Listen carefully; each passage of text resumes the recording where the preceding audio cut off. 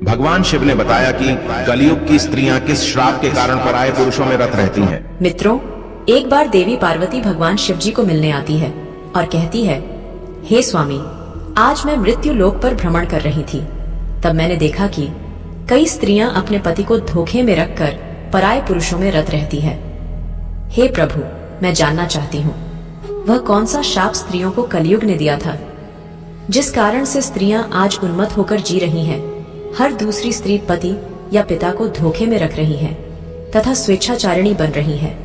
हे प्राणनाथ, कृपा करें और मेरी इन आशंकाओं को दूर करें। तब मित्रों, भगवान शिव कहते हैं, हे देवी पार्वती, आज आपने जो कलयुग की स्त्री के विषय में प्रश्न किए हैं वह एक अटल सत्य है।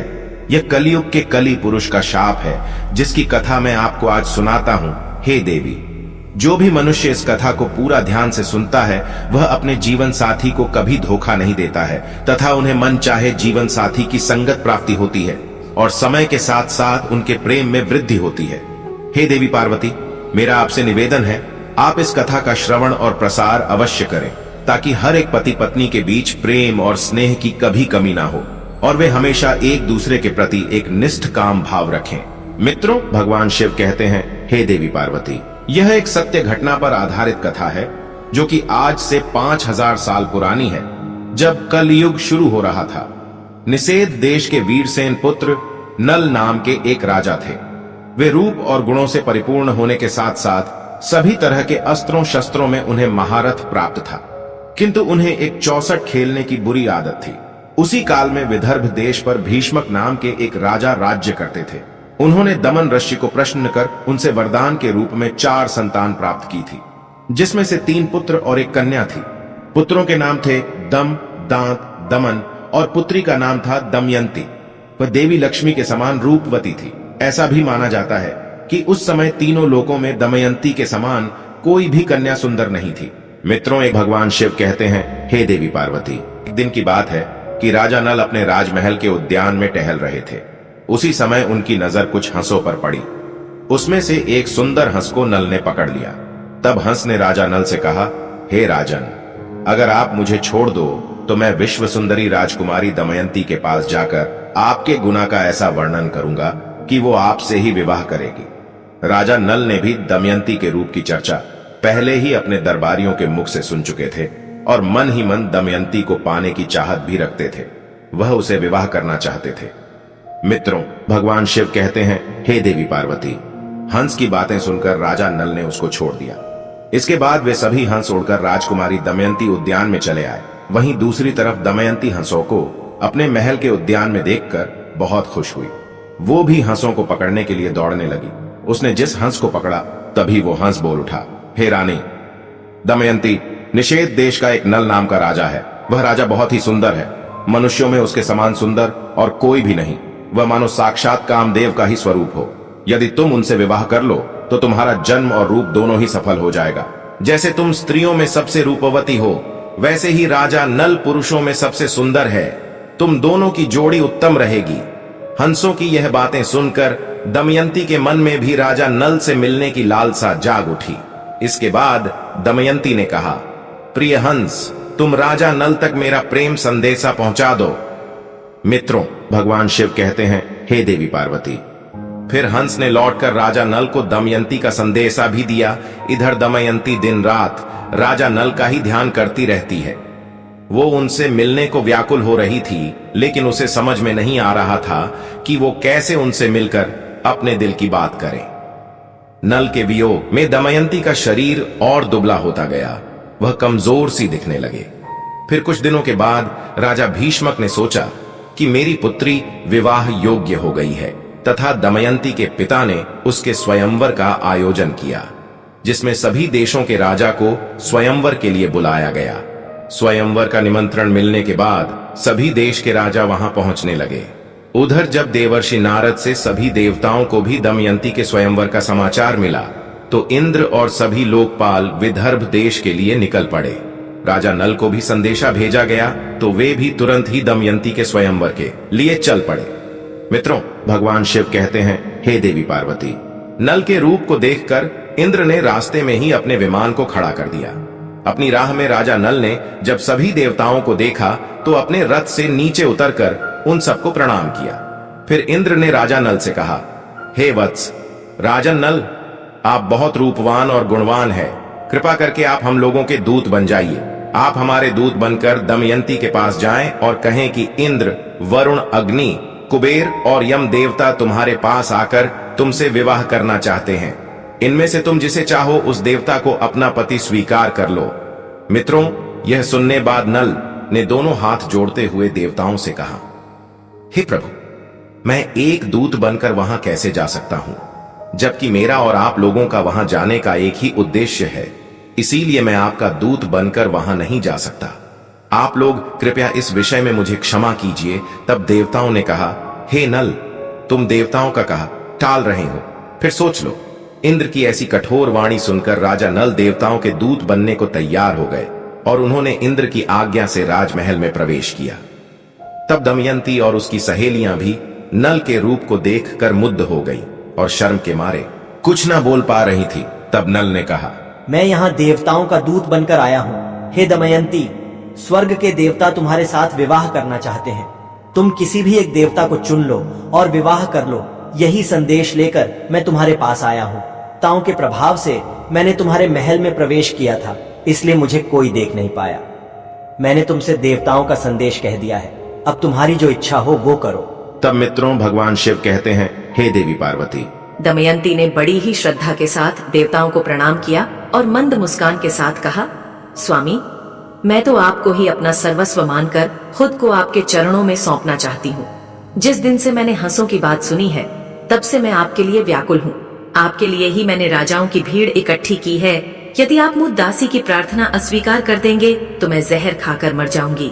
दमयंती के मुख से ऐसी बातें सुनकर राजा नल ने कहा, हे देवी, जब बड़े बड़े लोकपाल देवता आपसे विवाह करना चाहते हैं तो फिर आप मुझ मनुष्य से क्यों वरण करना चाहती हैं? मैं तो इन देवताओं के चरणों की धूल के बराबर भी नहीं। आप उन्हीं में से किसी एक से विवाह कर लीजिए। देवताओं का अप्रिय करने पर इंसान की मृत्यु भी हो सकती है। अतः आप मेरी रक्षा करें और उनका वरण कर लें। नल की यह बात सुनकर दमयंती घबरा गई। उसकी आंखों से आंसू छलकने लगे और वह मंद स्वर में बोली, मैं आपको वचन देती हूँ कि मैं आपको ही पति के रूप में वरण करूंगी। तब राजा नल ने कहा, परंतु इस समय मैं यहाँ देवताओं का दूत बनकर आया हूँ। अगर इस समय मैं अपने स्वार्थ की बात करने लगूं तो ये बात सही नहीं होगी। मैं तुमसे विवाह कर सकता हूँ, लेकिन जब वे धर्म के विरुद्ध ना हो। तभी राजकुमारी बोली, इसके लिए मेरे पास एक उपाय है। उसके अनुसार काम करने पर आपको दोष भी नहीं लगेगा और हमारा विवाह भी संपन्न होगा। उपाय यह कि आप सभी लोगों के साथ स्वयंवर मंडप में आए और मैं आपको ही वरमाला डाल दूंगी। मित्रों, भगवान शिव कहते हैं, हे देवी पार्वती। राजा नल वापस देवताओं के समक्ष पहुंच गए और देवताओं के पूछने पर उन्होंने बताया कि वे रानी के पास तो दूत बनकर गया था, लेकिन वो और उसकी सखियां सभी मुझ पर मोहित हो गईं और आप लोगों के प्रस्ताव को उनके सामने रखने के बाद भी वे मुझे ही वरण करने पर तुली है। कुछ समय बाद स्वयंवर की घड़ी आ ही गई। राजा भीष्मक ने सभी को स्वयंवर सभा में बुलाया। सभी राजा अपने अपने स्थान पर आकर बैठ गए। तभी दमयंती भी आ गई। सभी राजाओं का परिचय दिया जाने लगा। वह उन्हें देख आगे बढ़ने लगी। तभी इसी कतार में दमयंती को एक ही स्थान पर नल के समान हूबहू दिखने तथा वैसे ही वेशभूषा वाले 5 राजकुमार खड़े दिखाई दिए। तब वह हैरान हो गई और मन ही मन विचार करने लगी कि इन 5 में से राजा नल को कैसे पहचानूं। तभी वो समझ गई कि ये देवताओं की माया है और अंत में दमयंती ने निश्चय किया कि इस समस्या से बाहर निकलने के लिए वो देवताओं से ही सहायता मांगने लगी और अपने हाथ जोड़कर देवताओं की स्तुति करने लगी और कहने लगी, हे देवताओं, हंस के मुंह से नल का वर्णन सुनकर मैंने उन्हें ही पति के रूप में वरण कर लिया था और उसी को पाने के लिए मैंने ये स्तुति शुरू की है। कृपा करें आप लोग अपने साक्षात रूप में प्रकट हो जाए, जिससे मैं राजा नल को पहचान सकूं। देवताओं ने प्रसन्न होकर उसे ऐसी शक्ति दी जिससे वह देवता और मनुष्य में अंतर कर सके। तत्पश्चात वह राजा नल के गले में माला डालकर उसका वरण कर लिया। मित्रों, भगवान शिव कहते हैं, हे देवी पार्वती। स्वयंवर पूरा होने के बाद देवता वापस स्वर्ग की ओर जा रहे थे। उस समय उनकी मार्ग में ही कलयुग और द्वापर से भेंट हो जाती है। तब इंद्र ने पूछा, कलयुग कहां जा रहे हो? तब कलयुग ने कहा, मैं दमयंती के स्वयंवर में उससे विवाह करने के लिए जा रहा हूं। फिर इंद्र ने बताया, अरे स्वयंवर तो कब का पूरा हो गया, दमयंती ने नल का वर्णन कर लिया है, हम लोग तो बस देखते ही रह गए। यह सुन कलयुग बोला, यह तो अनर्थ हो गया, उसने देवताओं का घोर अपमान किया है, इसीलिए उसे इस अपराध दंड अवश्य मिलना चाहिए। तभी देवताओं ने कहा, दमयंती ने हमारी आज्ञा प्राप्त करके ही नल को वर्णन किया है। हे कली, वास्तव में नल सर्वगुण संपन्न और उसके योग्य वर है, वे धर्म के बड़े ज्ञाता भी हैं, इसीलिए उसको श्राप देना पुण्यवान ब्राह्मण को नरक में गिराने के समान है, जो कि एक महापाप है। मित्रों, भगवान शिव कहते हैं, हे देवी पार्वती। ऐसा कहकर देवता आगे बढ़ गए, लेकिन कलयुग और द्वापर इसी विषय पर बात कर रहे थे। कलयुग ने द्वापर से कहा, मैं अपना क्रोध शांत नहीं कर सकता, इसीलिए मैं नल के शरीर में निवास करूंगा और उसे मैं राजविहीन कर दूंगा। उस स्थिति में वह दमयंती के साथ नहीं रह सकेगा, उसे 64 का बड़ा शौक है, इसीलिए तुम भी 64 के पासों में प्रवेश करके मेरी सहायता करना। और द्वापर ने भी उसकी बात मान ली। इसके बाद द्वापर और कलयुग दोनों ही नल की राजधानी गए, लेकिन कली को नल के शरीर में प्रवेश करने का कोई मार्ग नहीं मिल रहा था। वो सिर्फ एक अवसर चाहता था, नल के शरीर में प्रवेश करने का। इसी तरह समय बीतता गया, लेकिन कलयुग कुछ न कर पाया। फिर 12 वर्ष पश्चात एक दिन राजा नल संध्या के समय लघु शंका से निवृत्ति होकर बिना हाथ पैर धोए भोजन करने को बैठ गए। यह अपवित्र अवस्था देखकर कलयुग उनके शरीर में प्रवेश कर गया।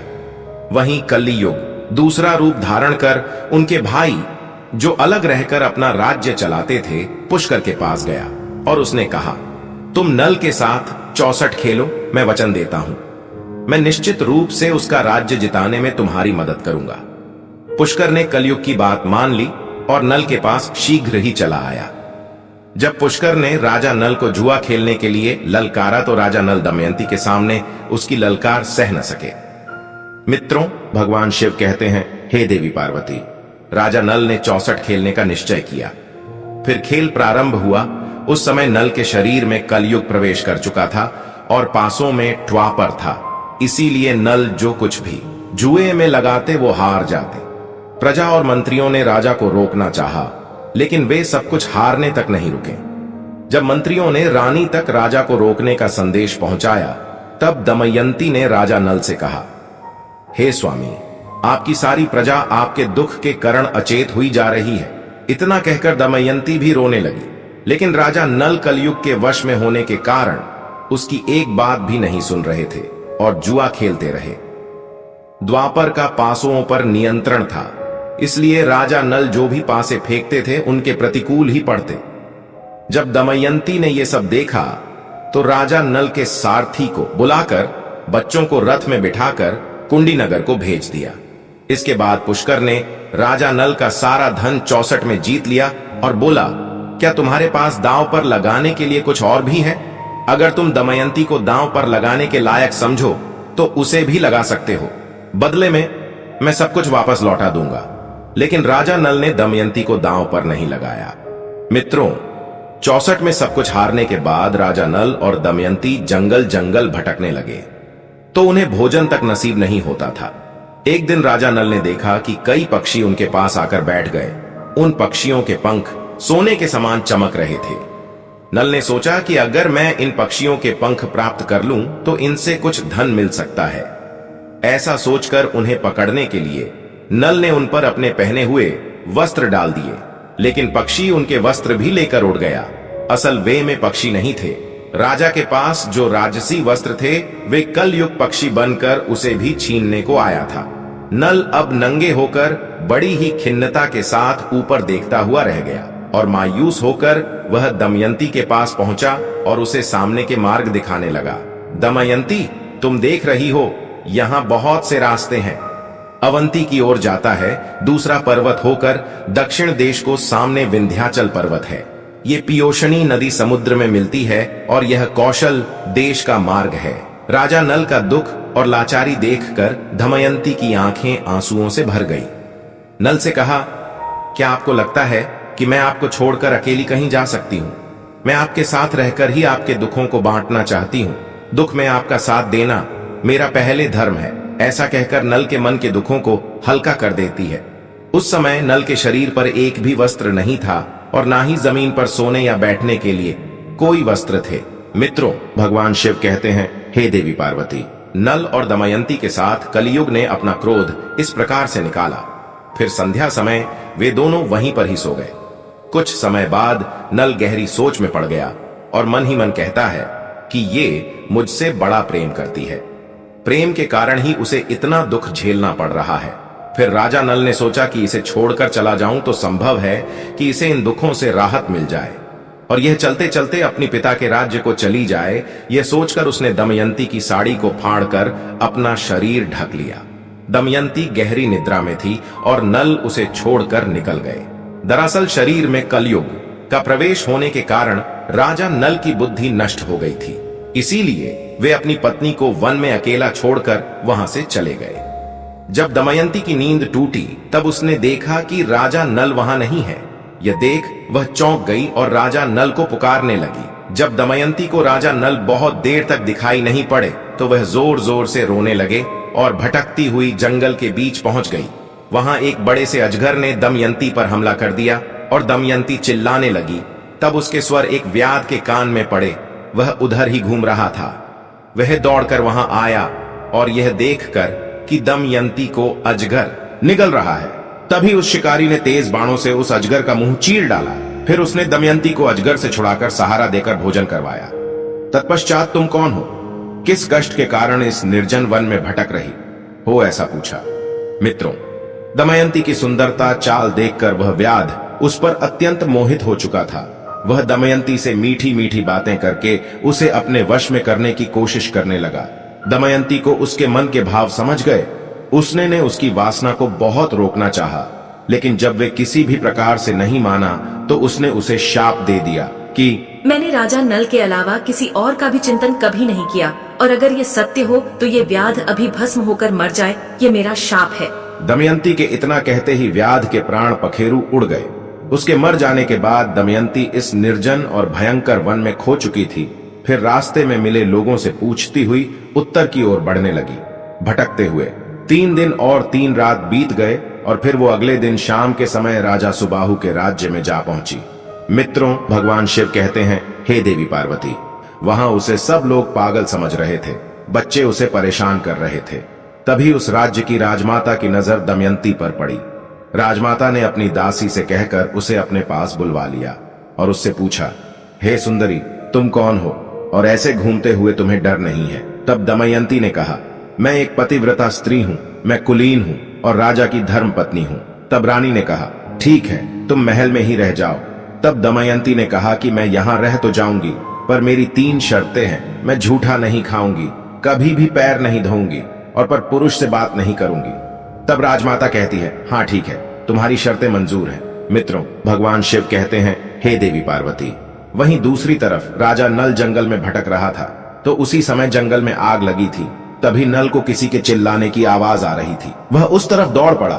वहां पहुंचकर उन्होंने देखा कि नागराज कुंडली मारकर बैठे हुए हैं। उसने नल से कहा, राजन, मैं करकक कोटक नाम का सर्प हूं। मैंने नारद मुनि को धोखा दिया था, तो इसलिए उन्होंने शाप दिया कि जब तक राजा नल तुम्हें ना उठा ले तब तक यही पड़े रहना। उनके उठाने पर ही तुम्हें इस शाप से मुक्ति मिल जाएगी। उनके श्राप के कारण कई सालों से मैं यहां से एक भी कदम आगे नहीं बढ़ा। हे राजन, तुम मेरी रक्षा करो, फिर मैं तुम्हें तुम्हारे हित की बात बताऊंगा और तुम्हारा मित्र बन जाऊंगा। मेरे वजन से मत डरो, मैं अभी हल्का हो जाता हूं। और देखते ही देखते नागराज अंगूठे के बराबर हो गए। इसके बाद नल उसे उठाकर जंगल से बाहर ले आए। फिर करकोटक ने कहा, हे राजन, अब तुम अभी मुझे जमीन पर मत रखना, कुछ कदम गिनकर चलो। तब राजा 1 2 3 करते हुए राजा नल ने यूं ही पृथ्वी पर 10वां कदम रखा। तभी करकोटक ने उसे डस लिया।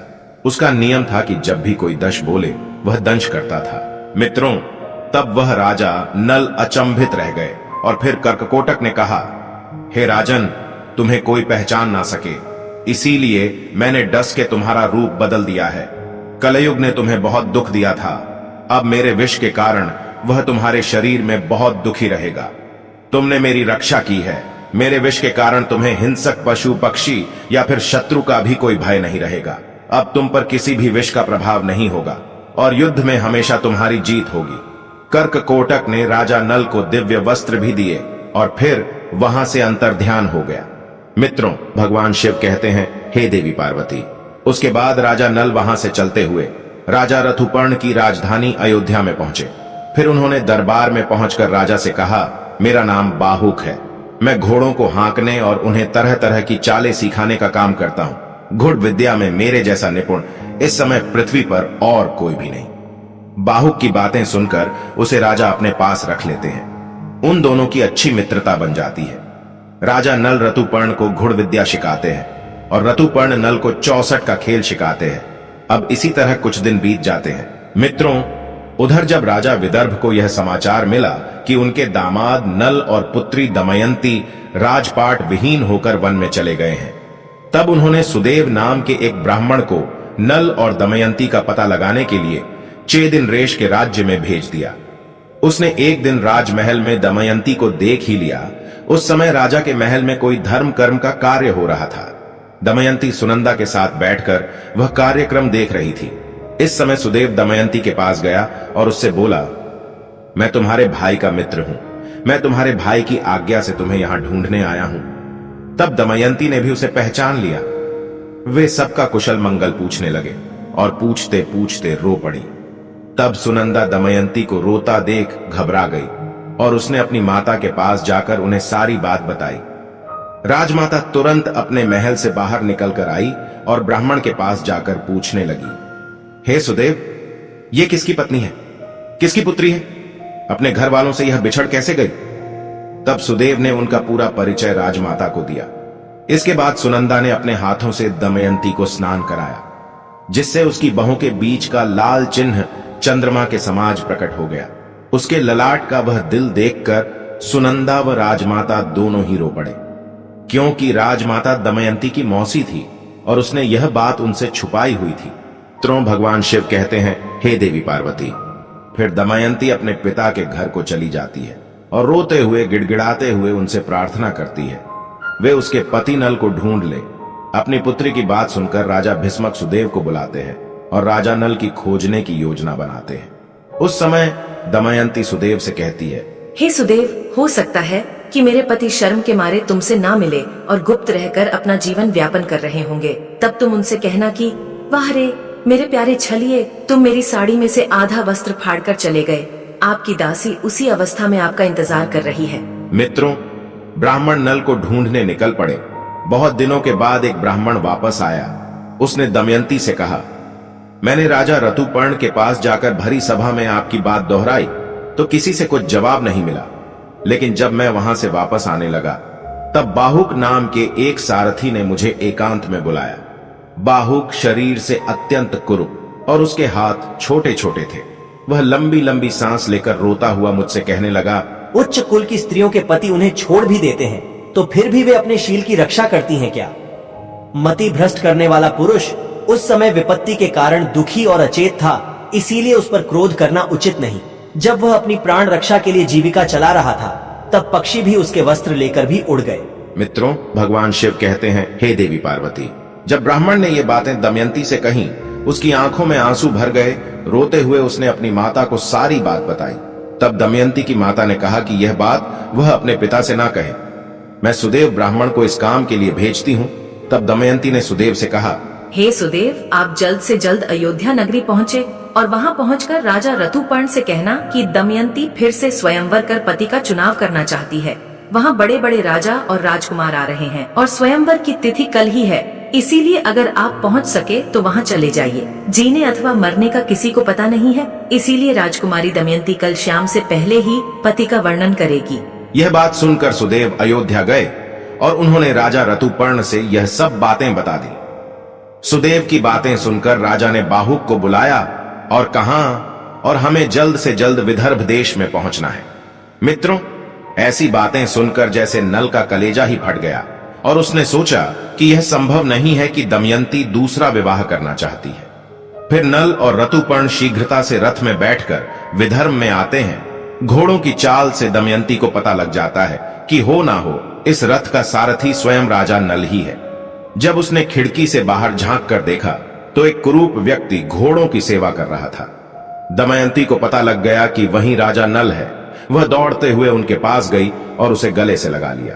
तभी बाहुक ने कर्ककोटक नाग के जो वस्त्र पहने हुए थे उसे उतार दिए और पत्नी के सच्चे प्रेम के कारण कलयुग का असर समाप्त हो गया, जिस कारण से वह राजा नल के शरीर से बाहर आता है और दमयंती का पति के प्रति प्रेम भाव देखकर उसे अत्यधिक घृणा हो जाती है। वहीं राजा नल भी अपने पूर्व रूप में वापस आ जाते हैं। मित्रों, भगवान शिव कहते हैं, हे देवी पार्वती, किंतु अभी भी द्वापर युग का काल थोड़ा शेष था, जिस कारण से कली नल और दमयंती को अपने वशीभूत नहीं कर पाया और उसने क्रुद्ध होकर दमयंती को शाप दिया कि हे दमयंती, आज तो तुम मेरे वशीभूत नहीं हो पाई, अपितु मैं कलयुग की नारियों को यह शाप देता हूं। मित्रों, भगवान शिव कहते हैं, हे देवी पार्वती, अब मैं आपके सारे प्रश्नों के उत्तर देता हूं जो कलयुग ने स्त्रियों को दिए थे। हे गौरी, कलयुग कहता है, ये स्त्रियां आलसी बन जाएंगी, देर से उठेगी, पति के साथ ही भोजन करेगी, वे अपनी पति से कभी भी संतुष्ट नहीं रहेगी और गुण अधिक धन की लालची बन जाएगी। अतः कलयुग में स्त्रियों का राज हो जाएगा। हर घर की पुत्र वधू काम के लिए घर से बाहर जाएगी, धन की प्राप्ति होने सवेचाचारिणी बन जाएगी, उन्हें पति से ज्यादा पराये पुरुष अधिक पसंद होंगे, वे सही समय पर विवाह नहीं करेंगी तथा स्त्री को जो मां बनने का वरदान मिला है उसका भी अपमान करेगी और स्वयं बच्चे को जन्म देना नहीं चाहेगी।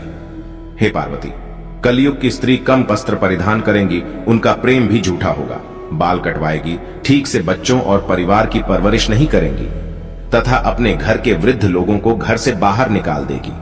हे गौरी, कुंवारी कन्या जो कि स्वयं देवी का स्वरूप है, वह भी विवाह पहले गर्भवती हो जाएगी। उनका पूजा पाठ में मन नहीं लगेगा, केवल दिखावे के लिए ईश्वर की पूजा करेंगी।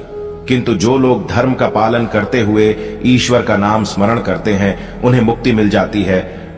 जो स्त्री पति और ईश्वर सेवा सच्चे मन से करती है, वह देवी समान पूजनीय रहेगी। उन पर मेरा आशीर्वाद सदैव बना रहता है। अगर यह कथा आपको अच्छी लगी तो कमेंट में जरूर बताएं, वीडियो को लाइक करें, परिवार के साथ शेयर करें और कमेंट में हर हर महादेव जरूर लिखें। साथ ही चैनल को सब्सक्राइब करें। आप सभी का धन्यवाद।